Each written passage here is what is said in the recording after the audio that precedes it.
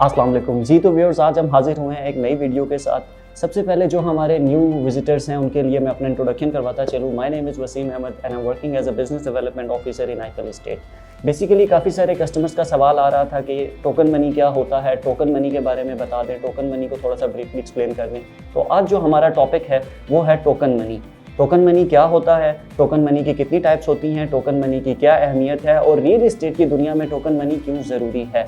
सबसे पहले मैं आपको बताता चलूँ कि टोकन मनी कहते किसको हैं। टोकन मनी एक स्पेसिफिक अमाउंट को कहते हैं जो आप किसी भी प्रॉपर्टी को होल्ड करने के लिए कुछ अमाउंट पहले पे करते हैं। लाइक फॉर एग्जांपल, अगर आपको कोई भी प्रॉपर्टी पसंद आ गई और आप उसको परचेज करना चाह रहे हैं तो आप एक स्पेसिफिक अमाउंट पे करेंगे जो कुछ टाइम के लिए आपकी जो प्रॉपर्टी है उसको होल्ड कर लिया जाएगा, लाइक आपके नाम पे रिजर्व कर लिया जाएगा।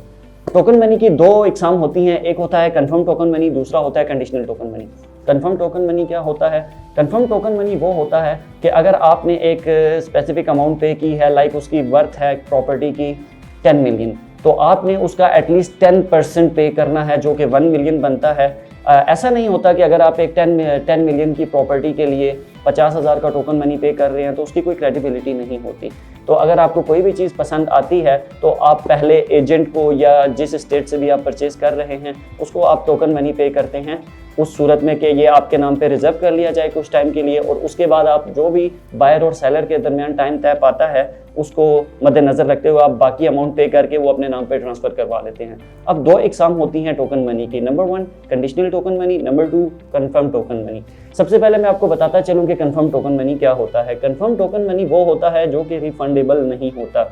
लाइक आपने एक दफ़ा टोकन मनी पे कर दिया तो उसके बाद किसी भी सूरत में किसी भी मसले मसाइल की मद में आके आप उसको वापस नहीं ले सकते। उसका सिर्फ एक ही हल है कि वो जो प्रॉपर्टी आपने अपने नाम पे रिजर्व करवाई है वो आप उसको अपने नाम पे ट्रांसफ़र करवाएं और उसका पोजेशन लेके आप उसके मालिक बने। अब दूसरी बात आ जाती है conditional token money. Conditional token money basically वो होता है जो कि आपकी अवेलेबिलिटी ना हो मौके पे, या ओवरसीज़ क्लाइंट जो मैक्सिमम होते हैं वो कंडीशनल टोकन मनी पे करते हैं।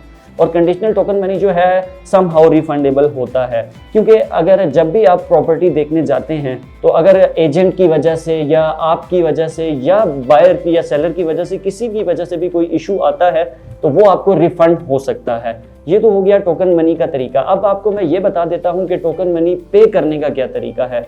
आपको चाहिए कि आप कभी भी टोकन मनी पे कर रहे हैं तो कभी भी किसी ओपन एरिया पे या किसी भी पब्लिक एरिया पे, लाइक होटल, रेस्टोरेंट या कोई पार्क वगैरह, ऐसी जगह पे टोकन मनी बिल्कुल मत पे करें।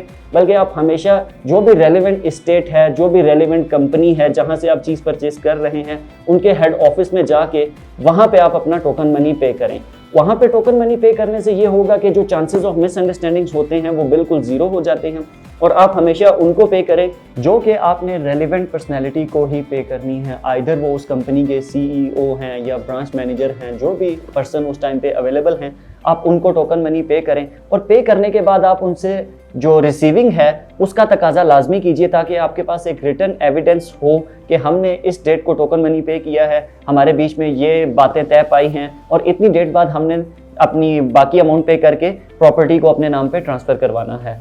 आप कभी भी टोकन मनी जो है किसी जैज़ अकाउंट, लाइक इजी पैसा अकाउंट, इस तरह के अकाउंट्स में या किसी इंडिविजुअल के अकाउंट में बिल्कुल मत ट्रांसफ़र कीजिए, क्योंकि इससे ये होता है कि बहुत ऑफ चांसेस ऑफ मिसअंडरस्टैंडिंग बढ़ जाते हैं। तो जो भी उसकी बैंक से रसीद जनरेट होती है जब आप अमाउंट ट्रांसफ़र करते हैं तो उसका आप तकाजा करें कंपनी से, ताकि आपके पास एक रिटर्न एविडेंस मौजूद हो कि आपने इस डेट को इस स्टेट के CEO को या इस बंदे को आपने ये अमाउंट पे की है और इसके बाद आपने अपनी चीज़ अपने नाम ट्रांसफ़र करवानी है।